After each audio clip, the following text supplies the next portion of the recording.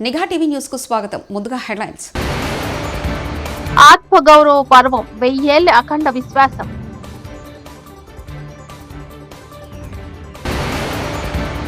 దేశంలో జాతీయ భావన పెరగాలి సీఎం చంద్రబాబు. ఏపీ హోంమంత్రి అనితకు నిరసన సెగ.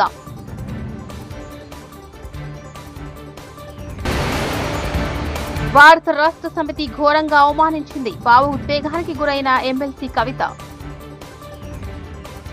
సోమనాథ ఆలయానికి 2026వ సంవత్సరం ప్రత్యేకమైనది. ఈ పుణ్యక్షేత్రంపై తొలి దాడికి ఈ ఏడాదిలో 1000 ఏళ్లు పూర్తవుతున్నాయి. గజనీ మహమ్మద్ 1026 జనవరిలో క్రూర హింసాత్మక దండయాత్రలో భాగంగా ఈ ఆలయంపై దాడి చేశాడు. ప్రజల భక్తి విశ్వాసాలకు నాగరికతకు ప్రతీక అయిన ఈ ఆలయాన్ని ధ్వంసం చేసి చూశాడు. అయితే సోమనాథ్కు పూర్వ వైభవం దిశగా ఏళ్ల పాటు సాగిన అవిరళ కృషి ఫలితంగా 1000 ఏళ్ల తర్వాత కూడా ఈ ఆలయ దివ్య దీప్తి ప్రపంచవ్యాప్తంగా ప్రకాశిస్తోంది.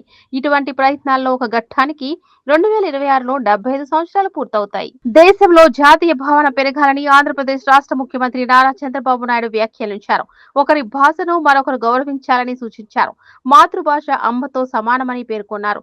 మాతృభాషలో చదువుకున్న వారు ప్రపంచంలో ఏమైనా చేయగలరని చెప్పుకొచ్చారు. తెలుగు భాష సంస్కృతి పరిరక్షణకు కృషి చేసిన ఆంధ్ర సారస్వత పరిషత్కు అభినందనలు తెలిపారు. ఇవాళ గుంటూరు జిల్లాలో జరిగిన తెలుగు మహాసభలో పాల్గొని ప్రసంగించారు సీఎం చంద్రబాబు. ఏమనా సుమతి భాస్కర పద్యాలు మర్చిపోలేం. ఇప్పుడే పెంబసాని చంద్రశేఖర్ గారు చెప్పారు. ఆయన ఏ విధంగా అయితే పిల్లలు కాంగ్రెస్ పరిస్థితిని అధిగమించి ఈ ప్రభుత్వ భాష ఎక్కడికి పోదు, ప్రతి ఇంట్లో ఉంటుంది. ప్రపంచంలో మనం ఎక్కడున్నా మన భాష శాశ్వతంగా ఉంటుందని చెప్పి కూడా నేను మీకు తెలియజేస్తున్నా.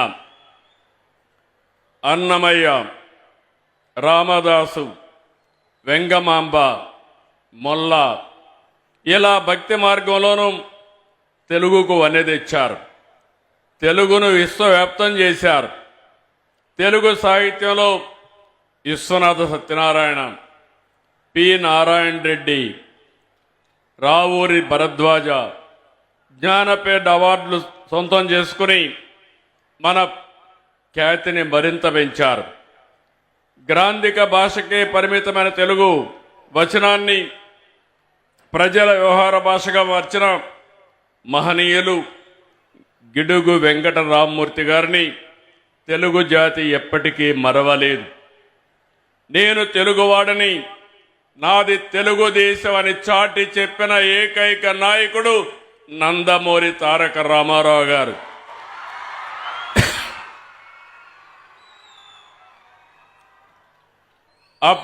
ఏపీ హోంమంత్రి అనితకు నిరసన సెగ. అనకాపల్లి జిల్లాలోని పాయకారావుపేటలో పర్యటిస్తున్న మంత్రులు అనిత, అనగాని సత్యప్రసాద్, కొల్లు రవీంద్రలను అడ్డుకున్న స్థానిక మహిళలు భూసేకరణలో భాగంగా తమ భూములు తీసుకుని పరిహారం చెల్లించలేదని నిలదీసిన మహిళలపై దురుసుగా ప్రవర్తించి వారిని కట్టడి చేసేందుకు యత్నించిన హోంమంత్రి అనిత.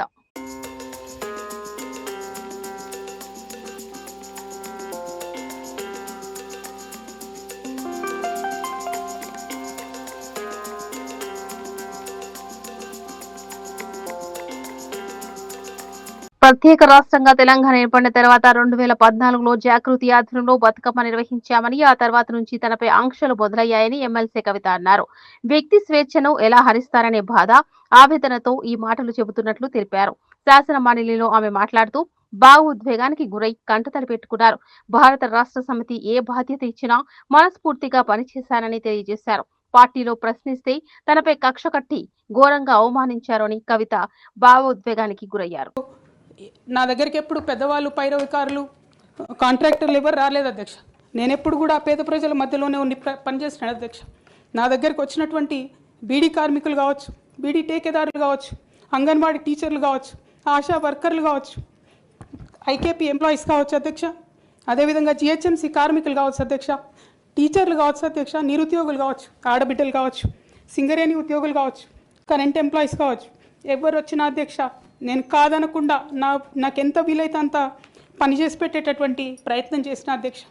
అయినా సరే అధ్యక్ష, పార్టీ మౌత్ పీసులుగా ఉండేటటువంటి పార్టీ పేపర్లు, పార్టీ ఛానళ్ళు ఏ ఒక్కరు కూడా ఎన్నడూ కూడా మద్దతు ఇవ్వలేదు అధ్యక్ష. అయినా సరే ధైర్యం వదులుకోకుండా మొక్కువని ప్రయత్నంగా నేను ప్రయత్నం చేస్తూనే వెళ్ళాను అధ్యక్ష. తెలంగాణ రాకముందు బీఆర్ఎస్ ప్రభుత్వం ఏర్పడకముందు ఒక మాట అనుకున్నాం అధ్యక్ష. కేసీఆర్ గారే పదే పదే ఈ మాట చెప్పారు.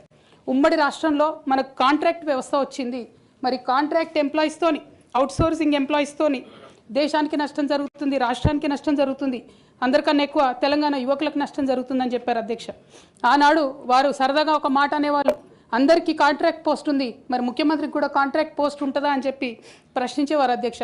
కానీ తెలంగాణ వచ్చిన తర్వాత 10 ఏళ్లలో కూడా కాంట్రాక్ట్ వ్యవస్థను మనం రద్దు చేసుకోలేకపోయినాం అధ్యక్ష. అది కాకుండా అవుట్సోర్సింగ్ ఎంప్లాయీస్ అవుట్సోర్సింగ్ వ్యవస్థను పెంచి పోసిపోయినాం అధ్యక్ష. బాధతో చాలా ఆవేదనతో నేను ఈ మాటలు చెప్తా ఉన్నా అధ్యక్ష. తెలంగాణ సమాజానికి ఏదైతే ప్రశ్నించడం నేర్పించినటువంటి బీఆర్ఎస్ పార్టీ అధ్యక్ష. అవును నిజమే, ట్రాన్స్ఫార్మర్లు కాలిపోతే రైతులే సొంత డబ్బులతో మరమ్మతులకు తీసుకెళ్తున్నారని ఒప్పుకున్న మండలి చైర్మన్ గుత్తా సుఖేందర్ రెడ్డి దానికి సాక్ష్యం నేనే. మంత్రి బట్టి విక్రమార్క ఇక్కడ చెబుతున్నాడు కానీ బయట అంత సాఫీగా ఏదీ జరగడం లేదు. శాసన మండలి చైర్మన్ గుత్తా సుఖేందర్ రెడ్డి. ఇది వాస్తవం. నేనే ప్రతిసారి ఊరికి పోయినప్పుడల్లా వచ్చినప్పుడల్లా నేను ఎస్సీకి ఫోన్ చేసి అయ్యా వీళ్ళకు బండి పెట్టండి విషయాన్ని నేనే చెప్తున్నాను. ఇది ఇంకా మధ్యలో సాక్ష్యం కూడా కాదు, నేనే స్వయంగా ఫోన్ చేసి ఎస్సీకి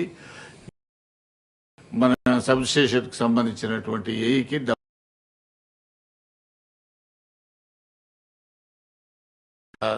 ఈ తుప్పు పట్టిన ఎక్కడో ఒక దగ్గర మధ్యలో పొలాలలో ఉన్నటువంటి వాటిని తీయడం పెట్టడం, అది ఓన్లీ వ్యవసాయం చేయనటువంటి సమ్మర్ సీజన్లో తీసి పెట్టేయడానికి అవకాశం ఉంది. గతంలో కూడా ఒకసారి పెద్ద మ్యాసివ్ వీటి మీద అది కూడా తీసుకున్నారు. కాబట్టి అటువంటిది ఏదైనా తీసుకోండి, కానీ ఇంత మీరు చెప్పినంత స్మూత్గా గ్రౌండ్ లెవెల్లో లేదు. ఇది వాస్తవం. నేను మారిసస్ దేశ అధ్యక్షుడిని 3వ ప్రపంచ తెలుగు మహాసభకు హాజరు కావాలని అడిగాను. అప్పుడు అతను నేను ఏపీకి వస్తాను కానీ చంద్రబాబు నాయుడిని కలిసే అవకాశం ఉంటుందా అని అడిగారు. తెలుగు మహాసభ సమన్వయకర్త శ్రీనివాస్. మారిషస్ అధ్యక్షుల వారితో నేను వీడియో కాల్లో చేటింగ్ చేసినప్పుడు, సార్ మీరు తప్పకుండా రావాలి అని నేను అడిగినప్పుడు ఆయన ఒక మాట అన్నారు, mister Srinivas, definitely I will make it, but will I able to meet mister Chandrababu Naidu అని అడిగారు. నేను వస్తాను, చంద్రబాబు నాయుడు గారిని కలిసే అవకాశం ఉందా అని ఒక దేశాధ్యక్షుడు అడిగాడంటే ఆయన మీద ఎంత గౌరవం ఉందో మీరు ఆలోచించుకోండి. విదేశాల్లో ఆత్మగౌరవ పర్వం 1000 ఏళ్ల అఖండ విశ్వాసం.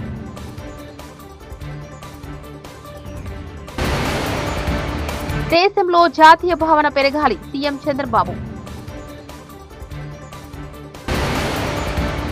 ఏపీ హోంమంత్రి అనితకు నిరసన సెగ.